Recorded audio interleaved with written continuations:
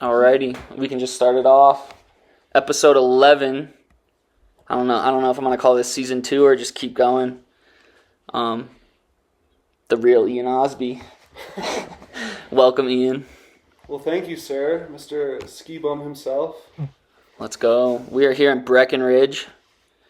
Ian was nice enough to let me stay during Gym League. It was a pleasure, man. Of course, he's been here shredding, Copper local, and then Gym League came to the now home resort. Yeah, this is day 5. Gym League session, pro session number 3 just happened today. Rail session. And you went off. Rail and wall ride. And you went off. I had fun, dude. I had fun for sure. It was a blast. Definitely exhausted, and I think that was the vibe with the whole crew towards the end too. A lot of bodies, Dude, today was gnarly. Yeah, it was gnarly for sure, but super fun. Just surviving, ready for this last night of video showings and voting, and then kind of back to normal life, at least for now. Normal life, hectic life. Hectic life, yeah. I've been staying with Ian for the past week, and his morning routine and just daily routine, I don't think people really understand it, to be completely honest. And we can start off with that. Just how busy you are as social media, skiing, gym business, dad. Yeah. Crazy. I could walk you through a normal Tuesday. I saw it, dude. I was waking up late. You were already up doing kid stuff and breakfast. Just to clear things up here, so I have a girlfriend that I've been with for over 3 years. I met her in 2022, February 5th, and little did I know at the time, I found out a week later, maybe a little less. No, I'm sorry. I found out a couple days later that she had a 3-year-old daughter at the time. She was separated from her husband, and that's a whole other story to get into at some point. But so I met this little girl when she was 3, and her real father, biological father, kind of is out of the picture now. So I've been full-time dad. I live with them. We all live together, the 3 of us, and our giant dog. And most of my life is dadding. A lot of it is being a dad. And I'm 25, so very inexperienced in that sense. Young dad. But I've been a dad now for about 2.5 years, pretty solid full-time father. So You seem to take it on really. Thank you. Really well, to be Thank you. honest, just watching morning routines. You've been here at a crazy time. We're Dude. moving right now. Again, just the business, there's so many different things going on. And trying to make time for a whole week of Gym League. Yeah, it was kind of out of nowhere too. It's not like I was expecting, and I planned out the whole week to take everything off. We've been just juggling everything at the same. You've seen it. Yeah. You've seen it. So. It's impressive, dude. Thanks, man. It's impressive. Yeah, it's crazy, man. It's quite a blessing to be such an awesome influence in a little girl's life, you know? Yeah. You picked up with her real quick. She's a cool little girl, man. She just turned 7. And, I feel like... She's got a good head on her shoulders. Yeah, I think a lot of people know that, but they don't actually know what it entails until you see it. Yeah. You hear that, and then you're like, oh, okay. But then when you see the midlife routine, it is pretty wild for sure. Well, we can start into social media since that's, I feel where most people see you and follow you and where a lot of stuff gets stirred up, it seems like. For sure. What do you want to know? So, you're, obviously everybody who follows you and sees it, you are juggling this social media skier and nutrition coach, you're blending everything that you do into one social media, and it's a lot to do because you're people follow you for nutrition and for gym and stuff like that, and then they watch your skiing. It definitely coincides with that because you have to be a good athlete, you have to be strong, have to have your nutrition.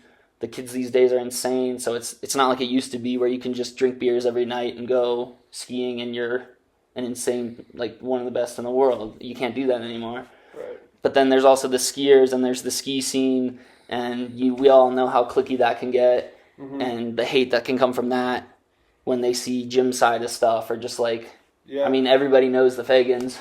Yeah, for sure.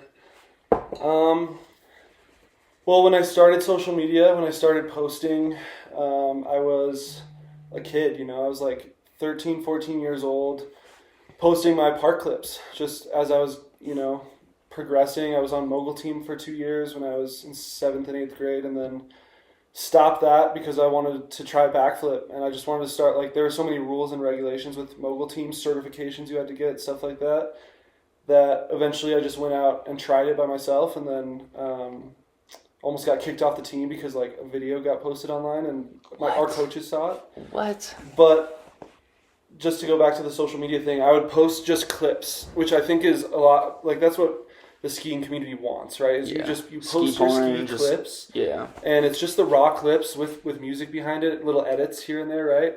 And the whole thing is to, like, show that you're a good skier from that. And so that's what I would try to do. Like, you know, I was all about trying to get clout from posting my best clips, and I was pretty intentional about it even back then. Just always thinking, okay, like, really spending a lot of time on the edit, sitting back. I would make, like, full 60-second edits to post on Instagram. Yeah. Be super meticulous about the editing and the music. If you look back, it's pretty shit, but, like, I was trying, like, really hard. And yeah, so I was just followed by pretty much my homies from Durango and, like, people that I met through USASA traveling around and stuff. But those people already at that time were pretty like, engaged in my content, I'll say. I would post stories here and there, and, like, I remember back in 2022, I think I had 1,600 followers, maybe 1,500 followers. And I was getting, like, 800 to 1,000 views on my stories, which I didn't think anything of at the moment, but once I started going down the rabbit hole more, I was like, I actually have something here. That's, like, a pretty solid solid percentage for followers to views. They're, like, watching. They're engaging in what I'm doing, and I was, like, improving at skiing a lot. Like, over the last 4 years, I had really upped not only my skiing, but, like, the level of filming that I was doing. And I think people were starting to take notice on that too, but it was nothing other than a place to put my ski videos at the time. Gotcha. And then I just started, the more that I got into it, and really after I met Elise, my girlfriend, she had a lot of experience in social media. She's older than me, and she's been doing this for a long time. And she kind of introduced the world of what is possible with social media to me that I had no idea existed. And so, yeah, I just kind of, like, started testing it out and seeing what I could do with it to build a following in a way that I thought was, like, you know, followed my morals, was helping people in some way, not just, like, getting attention, but, like, inspiring and, like, messaging and being like, here, you need help with this. And I'd been a ski coach for 6 years up until that point. So I had the coaching background behind me. I really loved it. So I kind of just started resorting to that because it's a skill that I had, you know, not mastered, but, like, put a lot of time into over my life. Mm-hmm. And then I just decided, like, maybe I can help people gain a following and then maybe turn this into something that will pay for my skiing and my traveling and the life that I want to live, you know? Yeah. No, I get it, dude. I feel like a lot of people, I mean, social media kind of became a big thing in skiing once Instagram came out, and just the influencer life and just, like, companies going straight to views and stuff like that. But I feel like it's kind of strayed away from that to where I think we were talking about it earlier this week, which is kind of hard because we've had such insane conversations this whole week and we've just been so busy. It's only been now that we've been able to sit down. But, like, the community aspect of it, and I feel like that's what you are working on now and you've developed, and it seems like you kind of learned that from her. For sure. Just with her bodybuilding and... For sure. I would not be anywhere near where I'm at without Elise. She has literally, like... She when I met her, everything, my whole life flipped. But the whole thing is that I was looking for that. You're already searching. I was searching for that. Like, I was already going to the gym at 6 a.m. before skiing. I was researching. I was on menshealth.com trying to find, like, meal plans and workout plans. I really wanted to get into the gym and wanted to get healthy because I was surrounded at a young age out here in Breckenridge seeing, like, what the washed up 40-year-old skier who used to be so sick back when he was 25, but now he's, like, going to the same bar every night, getting hammered, causing a ruckus, and has nothing to really show for it. You know? Like, they're still working at the same restaurant, or you know what I mean? Yeah. There's like not caring and letting life happen, and then there's like letting things happen, but also being proactive about it and being like, 100%. This is like, I'm not just gonna let this go by. Totally. And like that's how I feel like where the health thing came in. And yeah, for sure. Yeah, I was skinny at the time, and I had this weird urge to try to get bigger. It was like a self-conscious thing, and at first it definitely started probably with like, I want to get bigger for girls. You know, I think that's how. I mean, as a skinny dude myself, any skinny dude that says no, I wouldn't want to get bigger. I don't care is fooling themselves. That was me though, for sure. So I already had that urge, but then when I met Elise, she being a bodybuilder competitively and also loving skiing more than I did. Truly, I can only say that about one person. I think it's Elise. Like, she loves skiing so much, and so she showed me how to do both. And I quit nicotine without even thinking about it. Once I met her, I stopped drinking. I didn't drink for like 3 months. Once I met her, like, I put 3 months into a complete 180. My whole life changed in those 3 months. Wow. And then after that, it was a battle between fighting this old urge to like party and drink and be this kind of core skier who like doesn't show his face much, doesn't talk to the camera because that's fucking weird. Like, doesn't, you know, I was getting texts from my homies that I grew up with, and they're like, or we would talk about it, and they're like, you know, I don't know how I feel about this, man. Like, you're kind of, you know, like, they'd call me out for it, and it was tough at first. But that battle eventually, I think I won. You know, after those 3 months and into the next 2 years, I think I've really in the last 6 months like found my way as who I really am and who I want to be, and I'm fucking happy about it. I think it's sick. You know, I think that's all that really matters, to be honest. Yeah, I would agree with that.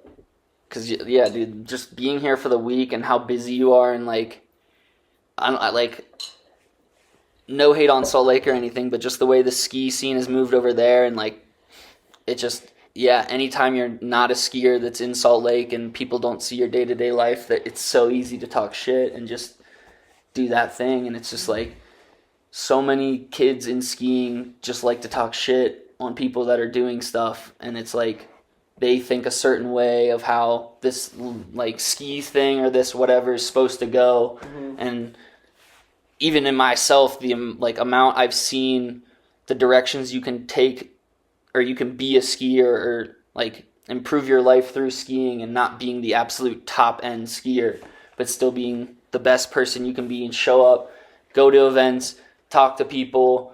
Like, just because you don't, like, you said you quit drinking. I know you're not completely quit drinking. You've just, I'm going to do it at certain times when I'm with a crew of people like Ghibli. When the time is right. Yes, when the time is right. There's something to that, you know? I think, I lived that lifestyle for a long time about, like, you do the same thing every day. You ski, you wake up late, eat some shitty food, go out to ski, and afterwards you drink. Or you pull up to the mountain with a backpack full of beers, you know, and you drink during the day, and then you also drink at night, and it just, like, becomes this circle. I have no problem against drinking. Like, I truly don't try to judge anybody. I know I post shit talking about how the fact that I'm not drinking has helped me a lot. Yeah. But I would never judge people who enjoy to drink. Like, and I think everyone at some point should drink a lot and enjoy that for a period of time. But there's seasons for everything. Yeah, and there's understanding on like what it does to you and totally. Yeah, man. I just I started to look around every night and just see the same faces. And I started to hear the same conversations. Yeah. About how one day we're going to make that edit. And it's the small talk. Yeah. It's not, you don't. And then the next day we don't remember it. We don't talk about it. We don't. Yeah. Like, the dreams die every single night. There's a graveyard full of dreams that die at the bar every night. And it's like, eventually that got to me. Yeah. You know, but I thought that I needed to move away to fix that.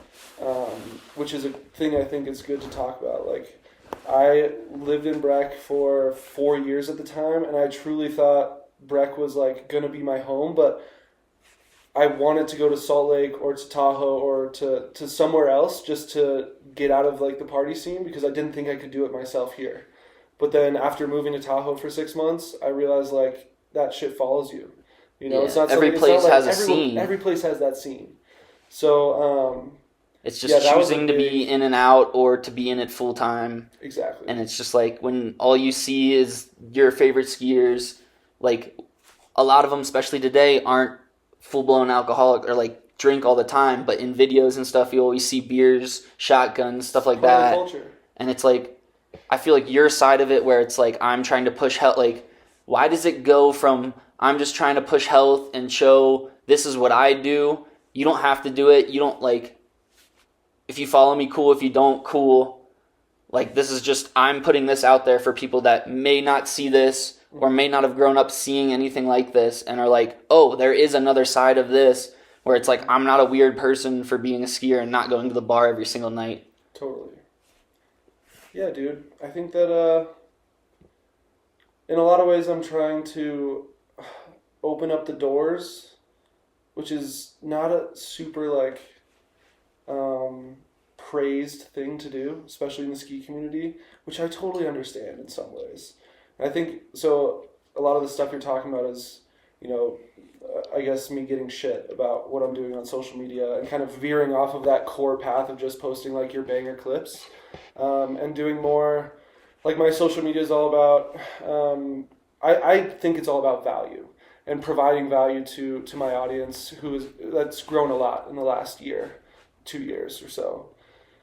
So yeah, like I really don't think anyone should take anything that they see on the internet as like he's telling me that I should do this, so I should do this. Yeah. I think it's just things to make people aware Yeah. of different options, right? Yes. Like Yes. you can follow me, which is great, and I honestly, especially after meeting all these pros, all these people that I've watched skiing since I was a little kid, now I'm like up there hiking rails with them, hitting jumps with them, riding the lift with them. Like thinking about them following me on Instagram, like my Instagram is not necessarily meant for the pro skier. Yeah. But I think that's okay because I think there's a whole other There's only next so many pro generation of skiers. people coming out. And there's only so many pro skiers. Exactly. So why not like try to open it up and help as many people as possible learn the culture in the right way of park skiing. Yeah. Or just being an athlete or just being healthy. Because it's just like how many people do you know that you grew up skiing with where I think out of my friend group it's like me and one other kid have skied this long. Right. Everybody else, life happens, man. Like it just does. For sure. Like so it's like why would you set your life up for this whole one thing and be unhealthy and do these things and be in this scene where it's not really like you'd get arrested for doing dumb shit. It happens all the time. We've all been there. We've all done that. Right. But it's just like you at 25. It's when you told me that I've obviously always followed you and I know who you are and we have mutual friends, lots of them. But like when you told me you're 25 and then seeing your daily routine and 25-year-old dad, like how responsible you are, you and her communication every day. It's so sick. And it's just like, why would someone hate on something like that when you're just trying to show this is how this is how life is for me and like skiers growing up, they don't have to have this party life the whole time because guess what? You're going to be 30 one day. Most people find someone to settle down with. You have kids. You don't want to be drinking. You don't want to be that drunk dad. You don't want to be in jail. You want to you don't want to have these extra road bumps that you have to get through in life because all you did was party in your 20s. Yeah, for sure. I mean, I think a lot of the hate comes from people who don't want to look inward very much. Yes. You know. Yes. Not to say that in a cocky way. I just think that looking inward can be really hard, especially if you're in a dark place. And I think that that's where a lot of the hate comes from. But I want to make something super clear as well. The hate is pretty minimal from what I see. There's threads about me and new schoolers, like just childish shit, nothing crazy. And then people are just adding to it as jokes. I'm just gonna get the last I'm gonna just poke and totally. Have something funny, so then people like it on new schoolers, and then people are like, oh, that kid on New Schoolers is funny. Right. That type of shit. But with that being said, the majority of the messaging and the communication that I have with other skiers, with other people, with my audience, and with people who like don't know me personally, but have been watching me for a long time, is 90% really good. Like, people get a lot of value, I think, and are stoked on the whole idea. Even some of my friends that used to hate on it, like, they've kind of turned around because they've seen what I've done with it and grown from it. And I truly am, like, I'm not faking this shit. I'm truly trying to grow as a person, and I have all of these other things, and I really, being 25, I feel like I have this crazy opportunity to figure my shit out early and be able to do more of the things that I like to do in a childish way, for longer, without the stress, without that brick wall hitting you when you're 35. Like, what have I done really? Yeah. Yeah. So that's what keeps me going, because it's hard. It's so hard. Like, I'm curious to hear can you describe kind of like what happens in the mornings? Because I could talk about it, but people see me on social media talking about it, and not everyone believes that. I'm curious what you would say. Well, dude, it's like, obviously this is kind of my vacation, so I've been waking up late, but like, I hear you up in the morning. Obviously your daughter's bedroom was next to the one that you let me stay in, so like, I hear her wake up, you come up, wake her up, you guys are down here getting breakfast ready, you're working on smoothies, breakfast. You and Elise are talking. We have appointments here and here. We have gym appointments. You're working on businesses. This week you're working on moving, and I'm glad I could be here to help you guys. Thank you. Because Ryan is the boy. We would not be where we're at without him. He's been a blessing. No, I just came here and picked up some couches. That's it. I really appreciate you. Seriously, he's been helping us move.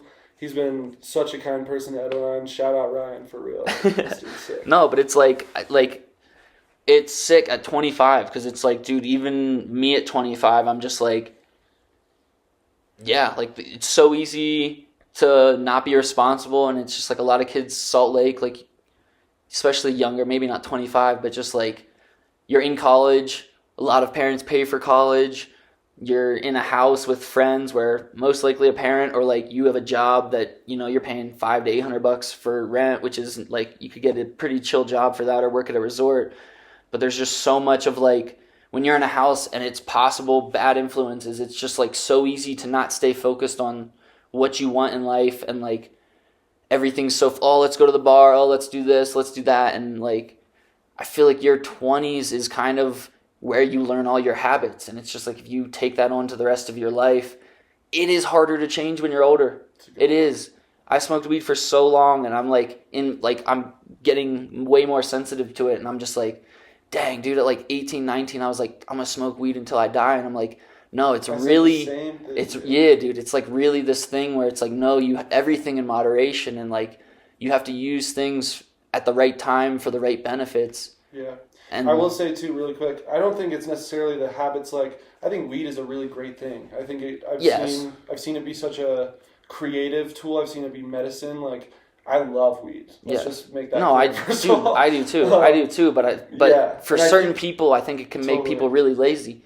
I think that's where the habits are, though. It's not necessarily the weed. It's that the weed brings out who you truly are on the inside. Yes. And I will agree to that. If you can't do something when you're high, I've learned this. It's taken me a long time to learn this. But I used to always say, like, I can't work when I get high. I can't, like, if something comes up and I'm high, like, I have to hide because I can't deal with it. Yeah. But I feel like I've matured a lot through the whole idea of, like, when you have a life like this and you get high, whatever comes up, like, you got to just deal with it. Yeah. No matter how you feel, no matter what you think at the time, no matter what your emotions are telling you, like, you have to get it done. Today, for example, I mean, this is maybe not the best story to tell, but I'll tell it. I was at Copper all day with my girlfriend, and doing Ghibli and everything. Again, our daughter's at school. All week we've been coordinating with friends who can take Edeline and pick her up from school so that we can kind of hang out with the pros and do our thing here while this opportunity is happening. And today we get a call saying that our daughter wasn't picked up from school, and this was like 20 minutes after the school had closed, and the bell rang, and everyone had left.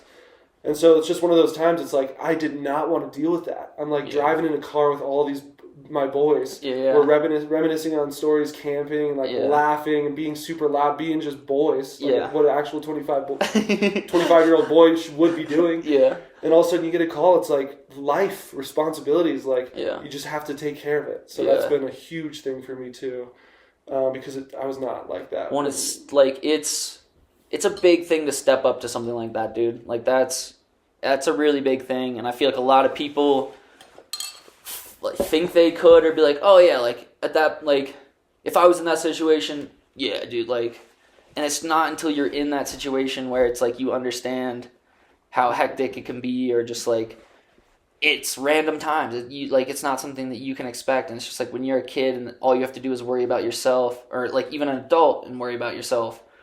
It's a different thing when you're responsible for somebody else, and just like, yeah, I mean, weed definitely isn't a bad thing. I still do it all the time, and I use it for ways to help me and stuff like that. So like, I'm not hating on weed or anything. It's just, dude, everyone's different. You got to know when it's affecting you in a negative way. That is it. You got to become aware. Yes. You got to take a break. If you've been like, when I took my first break, my mom is gonna hate to hear this, but I had been, I had smoked every day probably for like 7 or 8 years. I'm the same boat, dude. And then I took a break. And I think it was like 3 months, and it was the craziest, most amazing feeling. And then eventually, like, the time came up where it was like, okay, I'm in a really awesome social situation with people that I really look up to and trust. They pull out a doobie, like, I can't deny them, you know? Like, I'm going to hit this thing, you know? And then it's great because the intentions are there, and then I also figured out, like, it's not a vice for me. It's not something that I need to rely on. But, yeah, you know. Everyone's got their own way. I don't think anyone would like. You'd have to be a certain type of person to want this life of like growth, because growth is pain. Like you know that too. Yes. Growth is pain for sure, and a lot of people want to avoid it for as long as they can until it hits them. And it's gonna hit them way harder. And I'll tell you right now, dude. Like for anyone that's trying, like thinking about it, but like hesitating. The sooner you do it, the better, for sure. And you got to make that decision and commit to it. Because, just like you said, the friends are the hardest part, man. Yeah. Like the community you're surrounded by. You are the sum of the 5 people that you hang out with the most, right? Yes. So, take that, and do it. Do with it as you please. Thank you. I'm so tired. Ryan said it. But... Like I said, like we went out and I had drinks last night with the crew. It was like the perfect time too. We had a blast, played some pool, super casual. Was in bed by 11 asleep. Like that's my kind of night right there. Yes, you know. Yes, because it was a good time, dude. We played pool, we played buck hunter. For sure.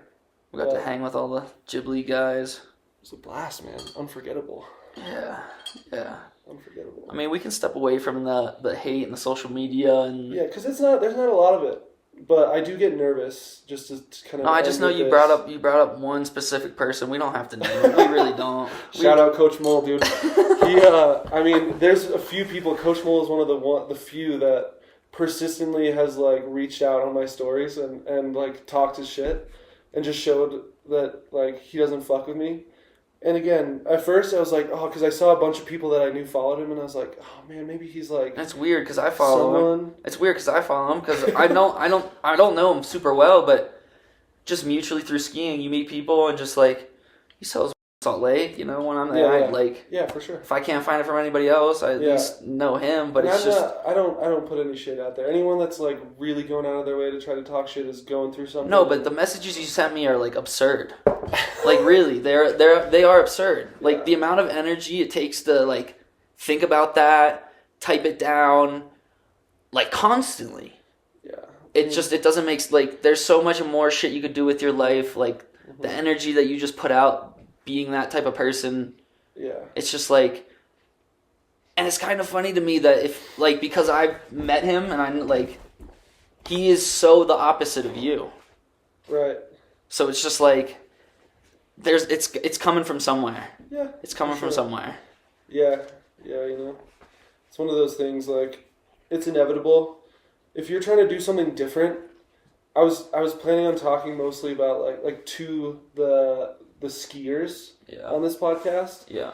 But honestly, I think that there's a lot of good stuff coming out here to like, Just not life. the pro skier, but like Yeah. the kid who's out there who's obsessed with skiing, trying to figure out a path. Yeah. You know, they're actually pretty good, and they think they can go somewhere with it, but they don't know which friend group to hang out with. They don't know if they should post videos of them being crazy and like Yeah. with their shirt off drinking beers, or if they should be super techie and go the comp route, but they love the sport. Yes. No matter, like, if you do things that are not what everyone else does, in any sense, you will get shit for it. Yes. Like, people will hate you for that. And that's okay. Yes. That's totally fine. I personally do not want to be a sheep. Like, that's a really big goal of mine. It's something that I wake up every day trying to, like, remind myself of, is, like, don't be like everyone else, man. Yeah. It's so easy to be like, it's so easy to do that. You can't, what's the, dude, this saying, like, I absolutely love it, and it escapes me sometimes, and it's just like, you can't, what is it? It's something like, you can't expect, like, a alternative outcome, or, like, a better outcome doing the same, like, if you see what everybody else does, you can't do that and expect a better outcome than that. Totally. For sure. So you have to do something. You have to do something against the grain, something that pushes yourself, something that, as long as it's in your value system and like is good for you, is ethical. You're not hurting anybody. Not like, again, only putting out things that you think will help someone. And it's just like, I know kids message you and ask you about like health stuff and stuff like that, and it's like weird. Like, it's just whack when you go on New Schoolers and there's the thread, and then there's stupid comments like, yeah, Ian sold me fentanyl. It's like, dude, that's that's not even, that's laughable to say something like that. I should probably address this too. So a lot of the reason that I get just comments like that is because I've become known in some ways as the knee juice guy. So I want to talk about this too. So again, like I said at the beginning, my goal with this has been largely to give as much value to people as possible, create a community where people feel welcomed and safe and open to improve and, you know, fit in. Yeah. And also be able to take care of my family in some way through that, because I've been a creator since I was in middle school. I love filming videos. I love editing. I love the idea of, like, you know, recording things that happen in my life and also helping people. Right? Yeah, being able to learn from that experience. Exactly. So with that in mind, like, there's a couple different ways that you can make money on social media. You can do brand deals where a company pays you to make a couple videos. For example, I had a brand deal going with Insta360. They closed it on us because their budget shut down at the end of the season, which sucked. But their whole thing was that we would do, I would give them 12 videos, and they were going to pay me X amount. And the videos had to have something to do with BTS, behind the scenes. So you can see on my Instagram, I posted like me screwing in the Insta360 to my helmet. That's the BTS part of it, right? Gotcha. So they want some type of video in some type of way showcasing their product. Yeah. Those can feel really inauthentic sometimes because you're being told what to do and what to say. You obviously know you have to show this product, but a lot of times they can be kind of strict about how you do that. And then the time frame is also tough because sometimes you upload the videos and then you don't get paid until 3 months later. So that can be hard as well, right? It's cool, and I think there's good money in that, but it's hard to keep your head on your shoulders on what products to use, because you could get offers from companies that you don't actually like, but the money's really tempting. Trust me, it is tempting, bro. But if it's things that you don't use and don't like, you want people to trust you. That's the goal. Yes. So that's one way to do it. And it's not a fake trust, it's a real trust. Yeah, truly. I would never talk about anything that I don't actually use. The other way to do it is like affiliate marketing. So you partner with a company, you use their product, you showcase that product on a, you know, kind of like on a schedule, right? Yeah. Like in your life, like you show that you're actually using this stuff. Yeah. And when people ask you, yo, what is that? you let them know, and then you give them a code, and when they buy the product, they don't buy it from you, but when they buy the product on the website, they put in your code, you get a little kickback from that, little commission. And so there's all sorts of different ways. I mean, this is where like the MLMs and pyramid schemes can come in as well, when there's like recruiting involved, and you can get other people to sign up. Now, this is where the sketchy part is. I think there's a huge bad rep about MLMs. I don't know how much you know about this. I don't know. But once you get into it, like there's a whole, I mean, there's been, Elise could go on and on and on about the bad companies and all sorts of bad things about it, but also really good things in ways. But anyways, like the shady part comes in when you're recruiting people and then you make money off of their purchases that they buy from them for themselves and to showcase the product. It's not good if you get commission from your own team. Let's say from your business, your salespeople. In other words, that's where it gets sketchy. Now, there are awesome companies out there that are similar to the MLM setup, where you can recruit people and build a team, a network of salespeople who are on Instagram and social media selling stuff, and then you get a kickback from their sales. And that's actually a really lucrative thing if it's done right. It's really cool, and like basically you don't make money if they don't make money. So your goal is to like grow them and show them how to build a following and an engaging following, and then sell product to them. And then they start making that commission, and you get a small percent, not of the commission, but the company pays you like from of their percentage. So this company that we were working with, Modere, this is one of those companies that had an affiliate marketing program, which is what I was using for the most part. Like, I found the product authentically. Elise showed it to me because I hurt my shoulder when I first started lifting. It really helped my shoulder, so I freaked out about it, started taking it, and it wasn't until like a year later of me taking this stuff pretty frequently that I started talking about it. And like, because my joints felt so much better, like this stuff was really working for me. And Elise was like, dude, I mean, they have a great program, like you should sign up and just see what you can do. So that's kind of where that started. And then the more that I use the product, so 3 years of using that BioCell, what I call knee juice, changed my life. It was like absolutely insane. It cleared up my skin. I had really bad acne. Their products helped me a ton. And then I could talk about that on social media, and people with the same issues that I was dealing with, I would just recommend it to them. Like, I would I would never say, hey guys, look at this in my stories, like buy this. I would just say, this is what I'm doing right now and it's helping a lot. And then so many people would come in, I just blew my ACL. They come to you, it's not you just... Yeah, you create curiosity, and then they come to you. Like, no one's going to watch your shit if you're just like showing labels, buy this, this is the one that I use, buy this. Like, no, it's not how it works. So anyways, Modere is an awesome company. I took that stuff for 3 years. I know a lot of people were all about it. I think I helped a lot of people through that. This is crazy. This is the first time I'm talking about this, but recently the company shut down overnight. Whoa. The CEO didn't know about it. No one on corporate knew about it, and it was a surprise to all of us. So I have a lot of people asking me about that. I've been so busy this week that I haven't been able to address it because I want to do it right, but I'll just say it right here on the podcast. Like, I'm super bummed because that was my favorite product ever. And I think that there's 100%, especially talking with people on the team and just within the business that I've known for the last 3 years now, there's some really cool things coming, and Knee Juice is coming back for sure. Sick. But at the moment, that's gone, and we're kind of on to the next thing. But that's where a lot of that hate comes from, is people think I'm selling a pyramid scheme. People think I'm like, I don't actually take this stuff and that I just sell it to them, trying to just take money from them, like steal from them. But it's actually just something that I really like, and like I get a small commission from it. It works for you. It's not the norm. It's not go to your doctor. It's not try. The shit really works. Yeah, it really works, and I love the product a ton. But yeah, I got a lot of shit for that for a long time, and I think that's one of the bigger things. So I'm glad I addressed that. But people can always ask questions too. Like, I've a lot of people who, when I find out they ask me, do you get a commission from this? When they're asking about it, I send them the link and everything.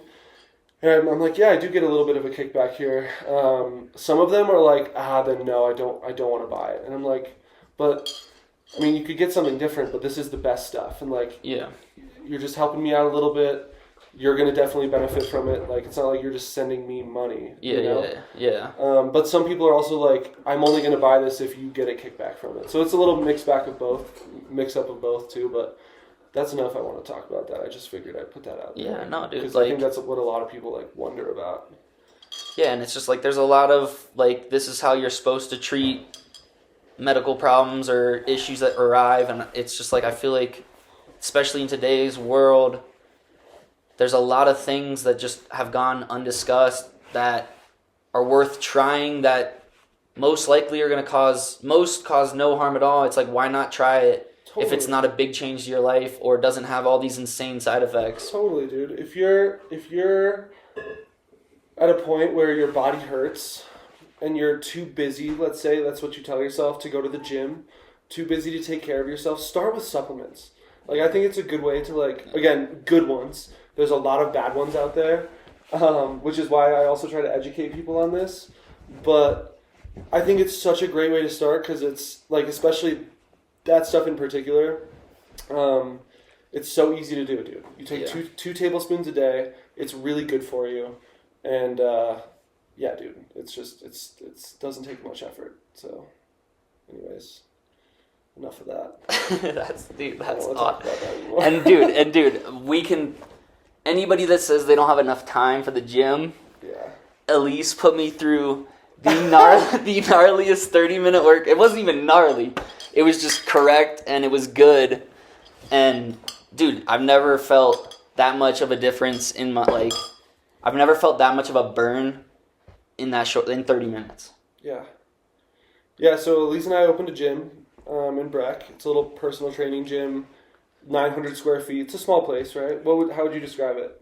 Dark, kind of like clubby vibes. No, I like what you got. I honestly think it fits Breckenridge and it fits your freestyle action sports theme. Like, I think it's a cool gym, dude. It's sick. It's cool. It's sick. So yeah, we took, or actually Elise took Ryan through a shoulder workout, 30 minutes, trained him through it, did the workout with him as well.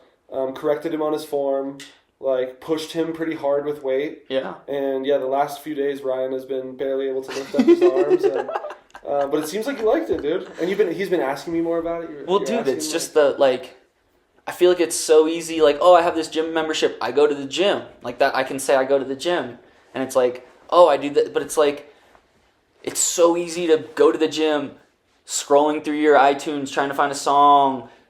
Walking around, which machine, like, just there's so much extra bullshit where it's like, I've been to the gym so many times in my life for an hour, and I've never felt anything like that. Mm-hmm. So it's just like, it's, when you say you don't have enough time in your day, like, after that, when I go back to the coast, I'm going to the gym and I'm doing that exact routine, because it's just like, that 30 minutes was nothing on my day. Like, we did it, I was like, that's it? Yeah. Like, I definitely felt a little sore afterwards, but not like I did the 2 days later. Yeah, it comes in. It comes in for sure. The gym is awesome, dude. The gym has been a huge part of, like, again, my growth as a person, but also as a skier. Yeah. And how much has it helped you as far as, like, skiing and stuff? Like, because I feel like, at least me, just because I grew up in a family of all wrestlers and just, like, you want to be this big, stable, strong person, but it's like anytime my oldest brother or my dad steps on a skateboard, balance is shit. All this other stuff is shit. Right. So to me, like, being massive or like just, oh, I want to deadlift this or do that, it's just like, to me, I've always been a little deterred by that just because of, like, there's a lot of action sports dudes that until they take their shirt off, you're just like, oh, they're average size or they're skinny. Mm-hmm. And it's just like, yeah, how did that come into your skiing? Like, you getting bigger, does it, like, help? Yes. Short answer is yes. Long answer is, I think that, again, I definitely talk to the skiers. Yeah. When we're talking content and stuff, like, I definitely am talking to skiers who are trying to improve. If you already are skiing, moving your body around, you're on a trampoline, maybe you're just jumping around with your friends, you're one of those people that's ducking and rolling and, you know, you can't sit still, you're like moving around. I cannot recommend the gym enough because building that muscle is so huge for injury prevention. It's so good for your pop and your explosive power on anything. Like anyone who's skied, like just for example, Copper Park right now. Yeah. You're skiing through on the rails, right? There's like 20 in a row. Yeah. If you're not in shape, you are going to have a hard time getting through all of those features, letting alone like tricking them without being absolutely gassed. Your legs not working. And that's not even mentioning like just the impact you start taking when you hit big jumps or when you're trying to ski cliffs and do all this stuff. Like building muscle helps in so many ways. It protects your joints. It's literally like one of the easiest things to do, in my opinion, to prepare for skiing. Like it's a lot harder to say, okay, just build your air awareness, bro. Like that's really hard to say. That takes a long period of time. Yes. But it's pretty easy to say, go to the gym, hit squats, leg extensions, hamstring curls, and RDLs, Romanian deadlifts. Just do that for 6 weeks straight. Let your weight improve a little bit. Really work on your form and see where you're at after that. Like, when you can stick to that and when you can do it in a way that's correct, what you're talking about, you know, when people are really stiff, like, first of all, you got to be pretty big to, like, lose your mobility in a really detrimental way. Yeah. And that's really hard to do. That takes a lifetime of work and dedication to get big. Yeah. People are like, I don't want to look jacked because it's just like, it's just an inconvenience. It's like you would never be able to get jacked, actually jacked. You have no idea what that takes, you know. And I've learned that too because I thought it would be easy, and it's not. It's not easy. But dude, it's helped my knees so much. Like I've taken some slams in the last 2 years that I probably shouldn't have walked away from, you know, like really scary ones. Yeah. That I feel like the only reason I survived was because I had some muscle and that I work out. And so yeah, I can't recommend it enough, man. I think it's the best. Helps your endurance, like helps your confidence. The discipline of it helps you as a person. Discipline. Like it's truly like the fact that you have to get up and go somewhere. Unless you work out at your house, that's cool too. That's even harder, I think, to like put everything aside and get a good workout in when you have all the distractions of home, the couch sitting next to you, your bed with that warm pillow unlimited there, like, Netflix, unlimited video games. Yeah, everything's right there in front of you. Might as well just play a round of zombies or whatever. Like, you know, that's harder. But when you go to the gym, you're not going to make much progress in the gym if you don't also add in the nutrition piece. Yeah. So that takes effort, man, and anything that takes effort where you have to do things that you don't want to do, it's pretty develops a lot of growth, you know. Totally. And like when I was helping you move the other day, we lifted all like some heavy stuff. We moved a big granite countertop, like we were moving stuff, and then in the middle of it, both of you were just like, "Let's go to the gym," like. Let's do it. And I was just like, are you guys fucking crazy? Like, what? I had a training session. And, like, my arms weren't crazy dead, but I was just like, today was already a busy day. Like, what? Like, and it was cool to go in there, gym, see you helping, like, training somebody. And then, obviously, she was nice enough she was doing her workout, but then she just put me through some shit. Mm-hmm. And it was just, like, like, it wasn't too much or anything. It's, like, what I need, but it was crazy how it didn't feel like anything at the time, but I noticed it. Yeah. Isn't that sick? Yeah, dude, it really is.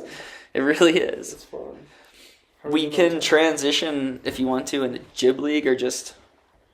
What do you want to know? Barkley, what do you want to know? We do have a special guest in the room.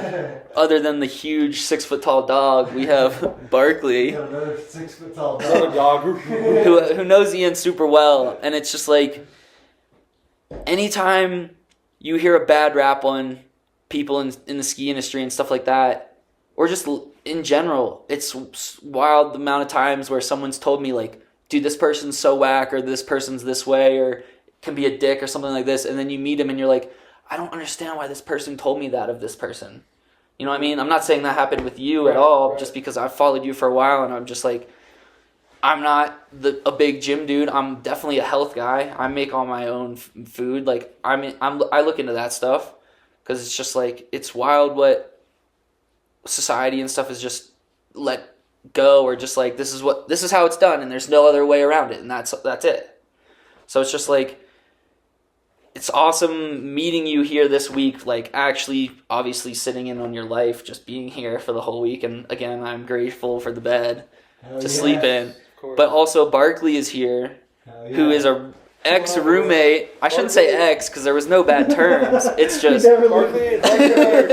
Barkley and I together. Yeah, I met Barkley in Hood, and I think everyone knows who's met him at Hood, which is probably a lot of you guys listening, to be honest. Oh yeah. He is a really good dude. He's got great energy. Hard to like if there's 1,000 people in the room, Barkley's the one person that you hear and you remember. You see because he's like he stands out.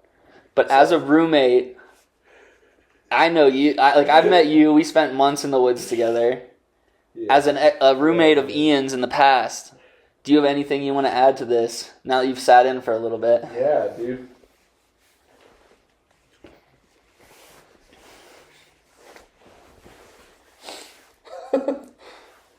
All right. Questions with Barkley. I want to know your favorite skier right now in the scene. Top 3 favorite skiers of all time. Probably skiing with some of them. Your favorite ski movie. I feel like those are pretty easy go-to questions. Okay. Yeah. So, favorite skier right now, is that the first one? Yeah. Favorite skier right now, dude. I gotta call out Ferdy for this because Ferdy's doing something with skiing that is so unique. It's so cool. Ferdinand Dahl is the man. He's one of the nicest dudes I've ever met, and I haven't met him until this trip, or this week. The guy is insane on skis. Yeah. He makes everything look good. He skis in such a unique way. He has such a giant bag of tricks that varies like all over the board. He can do anything, dude. Anything. He looks so sick in the pipe. His jump game is unreal. On rails, he's so sick. And he's also an entrepreneur in the ski community. Yeah. So that's what I really respect him.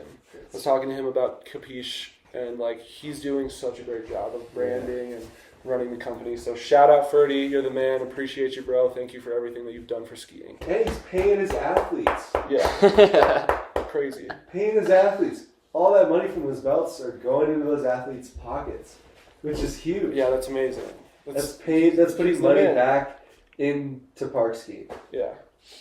So, top 3 skiers of all time. Yeah, that's so hard.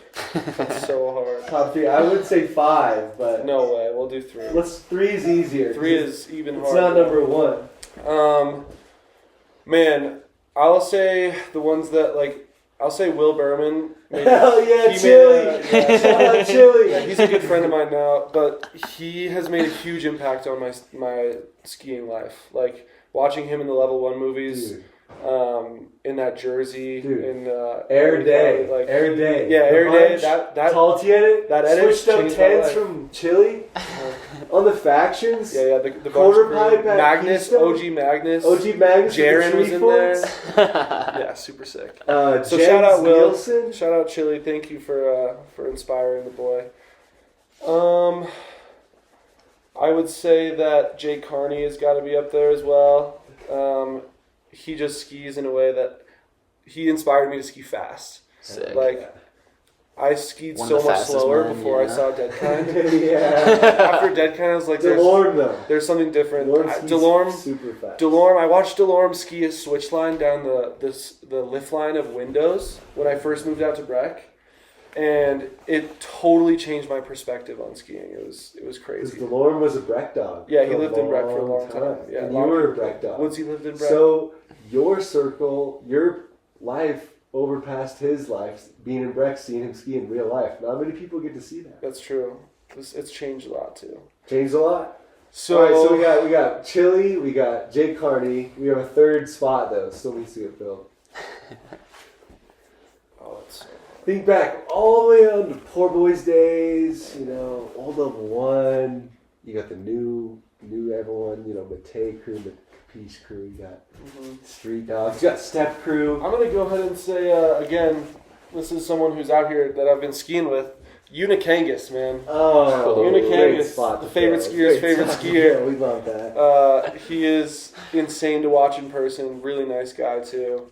so humble with his art, and yeah, he just creates like Bob Ross, dude. Fun fact, y'all. Uniking is only guy to make it to Team Finland when the Olympics happened over in North Korea.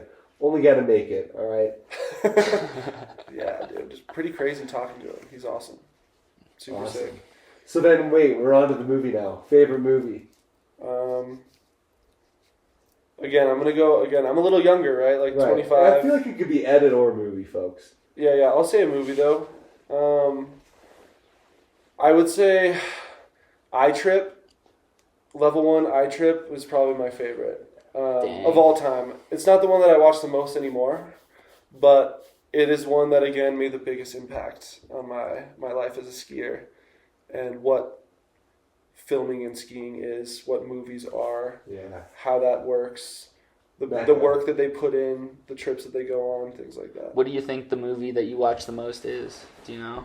Or segment. It could be segment. Yeah, guys, I live with 3 women, one being a dog, but still very much a woman. I a lot of times don't get the pick of the remote. Gotcha. So Elise is obsessed with Roots and the women's segment in that. The faction movies are amazing. They're fantastic, and it's always a good watch. Something good to put on when you're like having a party and having people over and you just want some skiing in the background. So yeah, that one's up there. Sick. Well, we can keep going on these questions because I wanted to clean the air, dude, because you are such a good dude. And oh man, I appreciate that. just so the much. week being here, it's You're just, the best. dude. It's annoying when you hear hate on somebody that doesn't at all deserve it. And so yeah, like that's me and Ethan. I've just been talking like, dude, the real Ian needs to come out because it's just like whoever doesn't know it and just passes on the hate, it's just not necessary. Yeah, I think a lot of the SLC I don't think there's a lot of hate, but I'm just saying. Yeah, like, I think the SLC thing started because I won the Brighton Rail Jam, the level 1 Brighton Rail Jam, and I really don't think people like that. Like, I 4 think G's in the bank. Yeah, dude. I think a lot of people hated me at that moment. Like they started not like. But then dude, they followed me and they're like, yeah. "Who the fuck is this kid with his cringy ass, all his stories talking about health?" Which I totally understand. I mean, like, that was a crazy rail jam with a ton of sick skiers, but I appreciate you, Ryan. I have nothing to prove, to be honest. I truly do believe that I am a good person, though, and I strive to be every day. Like, I don't just believe that I work for it every day.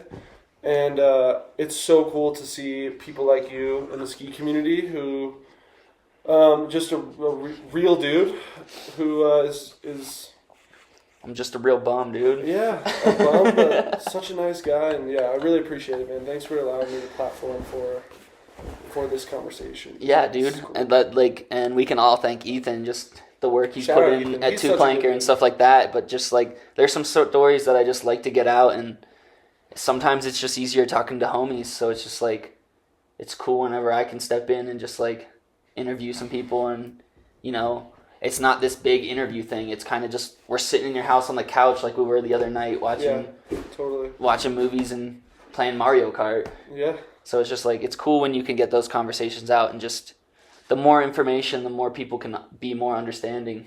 Yeah. So yeah, no doubt. I'm just glad we could sit down and do this with just and how Ghibli, busy. This whole Ghibli thing was so cool for that because I was honestly so nervous. Like, I think in a lot of ways I can fit into the group skiing wise, but a lot of times I can't fit into the group in other things, you know. And I was nervous that a lot of people were going to want to talk to me or give me the time of day to like introduce myself and show that I am actually like just a genuine guy, or at least I think so. Yeah. I mean, the half-pipe session. This gave me the platform for it, and it was so. I got to meet so many people, and But you don't gotta everyone worry, was nice. You don't gotta worry. Personally, I don't think you need to worry about how they're gonna react or treat you in that scene of skiing, Totally. because skiing is skiing, and it brings everybody together on all walks of life. Yeah. Yes, but also like, as aware as you are, it's like you think about everything, even if it's not necessary or anything. Like, it's just you have. It's easy to say to not care about what other people think, but it's really hard to 100%. to handle that when it comes at you, especially like when people that are really good at skiing hate on you, that sucks, dude. Yeah. That sucks. Yeah.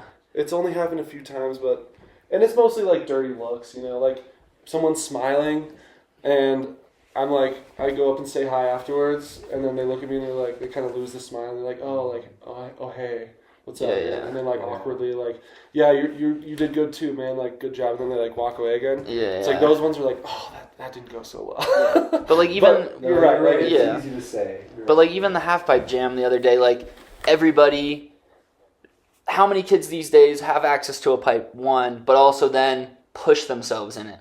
So like Ferdy, again, we can praise him, was super adamant about we need the super pipe in this Jib League this year. At least at this copper one, just because we have access to it and it's one of the best in the world. And it's just like the morning everybody's like, dude, I don't know, like fuck, I'm nervous, like I don't have any tricks, what am I gonna do? And the first half hour, even Woodsy said it himself, he's like, dang dude, everybody was puckered, and like the park crew came and brought big speakers, they took them up to where everybody was dropping in, and even you said it, by the end of the day, all you guys were talking and sharing tricks and just how to do this better, be more patient, stuff like that. And that's even like, to me, I think it's not like Cal Carson is a great dude, insanely good skier. But when you came down at the end of the hill and were like, yeah, Cal was helping me through my switch sevens. Mm-hmm. To me, who you are in skiing and who he is and like his friend group and the Salt Lake group, I would have never expected it to be him, to be completely honest. Not saying anything against him, because Cal is an awesome dude and he is very helpful and he's a very super loving nice guy. and super nice guy, super authentic. Yeah, love Cal. Exactly, but just like the labor crew and exactly, like that style urban skier. Yeah, I'm very different. Very yes. different. But man, Cal helped me out so much. He's nasty in the pipe, and he was doing the switch sevs, and I beat myself. I tried it 3 times and just like smacking my head on the wall every time. And then he was like, "Yo, dude, you got to be more patient. Go more down the pipe. Like, do it again, you'll land it." And I was like, "Fuck, Cal Carson just said." All right, let's get back up there, because I wasn't gonna try it again. I was like, "Fuck this, man." Bro, isn't he like 1 year like older than you, maybe? I have no idea. He's got, because I No remember idea his competing age. against Cal Carson in USASA Open Copper Nationals. Really? Yes. That's wild. Yeah, he was a yellow tinted goggles with braces for like 3 seasons. and he's a pipe skier, so like he was more in his element than a lot of kids that were there. Do you remember that era of young Cal? Dude, such a nice guy. Yeah, insane Really skier. He is a nice guy. Super Insane versatile. skier. He honestly killed it this week, dude. Yeah. Shout out Dubs to on the Iron Cross. Iron Maybe we Cross to the should wall. dip soon. Dubs on the jump. I know, he's crazy. That was the first time I've ever seen that in person from him, but it was awesome He to did see. a dub? Yeah, dude, he was ripping the jumps. Yeah. Yo, where did That's that crazy. come He's from? such a huge bag of tricks. He does. He really does. And just like, but I just wanted to bring it back to like, dude, it was cool to see the amount of camaraderie that came out of Jib League, because it's just like, with it being jump, pipe, rails, there were definitely people that had their day. It seems like a lot of people today, you're either a really good rail skier that's also really good at jumps, or there's so many people that are just strictly rail skiers these days. And like today, as the rail day, was insane. But also after 5 days for most people of hiking and throwing down, a lot of kids got tired, and it was gnarly to see some of the best dudes like take some slams today. Slams. Yeah.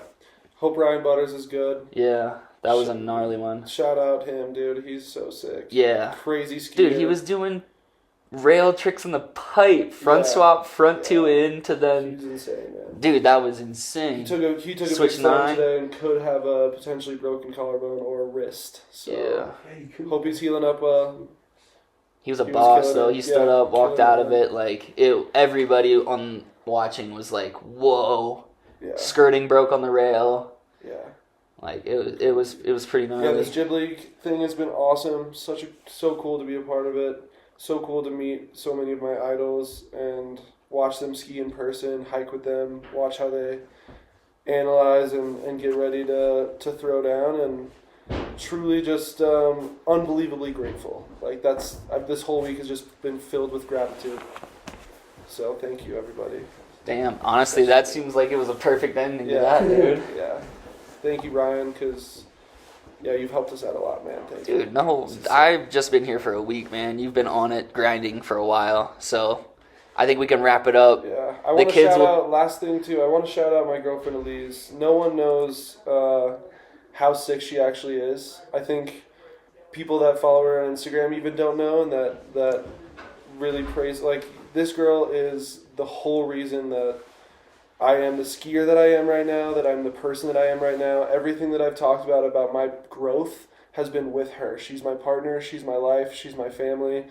I love this woman to death, and I'm so grateful to have her. Like, she's gonna change the ski industry. She's coming full force, like putting everything in, ready to show up. So keep an eye out for Elise.